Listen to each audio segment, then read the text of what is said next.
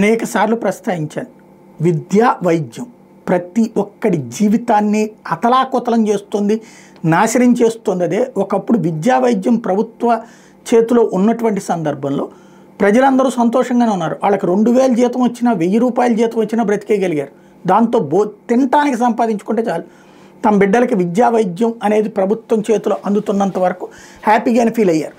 కానీ corporate private విద్యను ప్రోత్సహించిన తర్వాత పట్టిన దరిద్రం ఏంటంటే, ఆ స్థాయి విద్యా సంస్థలో చదివిస్తేనే నా బిడ్డ గొప్పోడు, ఆ స్థాయి విద్యా సంస్థలో చదివించకలేకపోతే నా జీవితం వ్యర్థం, లేదా నీ జీవితం వ్యర్థం అనేటటువంటి దరిద్రంతో నాశనం అయిపోతున్నది దేశం, రాష్ట్రం. ఫస్ట్ మన రాష్ట్రంలో పుట్టిన దరిద్రమే దేశమంతా విస్తరిస్తున్నటువంటి రోజులు. దీని పర్యవసానం చివరికి అలాంటి విద్య చదివించలేక పిల్లల్ని కాడం తగ్గించేశారు.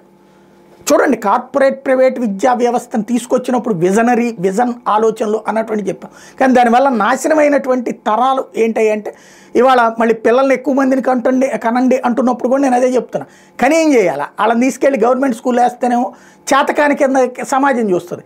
అట్లా కానీ పోనీ ప్రైవేట్ దాంట్లో చేర్పిద్దామంటేనేమో వీళ్ళు సంపాదించేదానికి 4 ఖర్చు పెట్టాల్సి ఉంటుంది. అట్లాంటి స్టేజ్ చివరికి ఇప్పుడు ఇలాంటి టాపిక్ అసలు ఇన్డెప్త్గా వెళ్ళట్లేదు. కానీ కనీసం ఒక వార్త అయినా వేశారు. ఖరీదైనటువంటి చదువులు చదవలేక ఆత్మహత్య చేసుకున్నారు అన్నటువంటి పాయింట్ను టచ్ చేస్తూ రాసుకొచ్చారు. 2 పిల్లల్ని చంపేసినటువంటి ఆత్మహత్య చేసుకోవడానికి కారణమైనటువంటిది ఓఎన్జీసీ ఉద్యోగి సూసైడ్ నోట్లోని అంశాలను ప్రస్తావించారు పోలీసులు.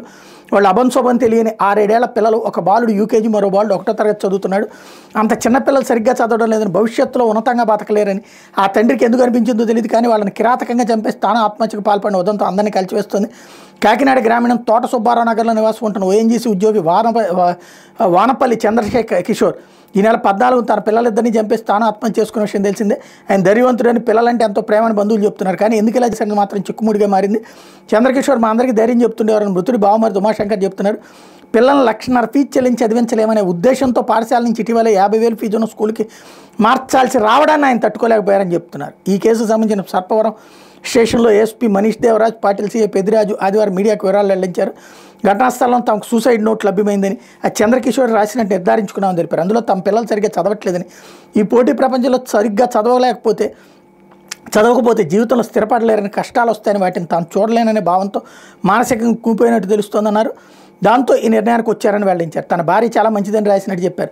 దర్యాప్తులో వేరే కోణాలు కనిపించలేదన్నారు. మిగతా తల్లిదండ్రులంతా కేసును ఉదాహరణగా తీసుకుని తమ పిల్లల చదువు విషయంలో ఒత్తిడి తేవద్దని హితవు పలికారు. ఇక్కడ పిల్లల మీద ఒత్తిడి కాదు, మనకి దరిద్రం ఏంటయ్యా అంటే, మన పక్కింటి వాళ్ళ పిల్లలకు కొద్దిగా మార్కులు తక్కువ వచ్చినాయంటే వెటకారం, లేదా వాళ్ళకి ఎక్కువ వచ్చినాయంటే మన పిల్లల మీదన తప్పుగా బెదరేసేటటువంటి పరిస్థితి. ఇది వ్యక్తుల ఆలోచనలో మార్పు రావాలి అన్నటువంటిది పోలీసులే పాపం చక్కగా చెప్పారు. మంచి పాయింట్ చెప్పుకొచ్చారు ఇక్కడ.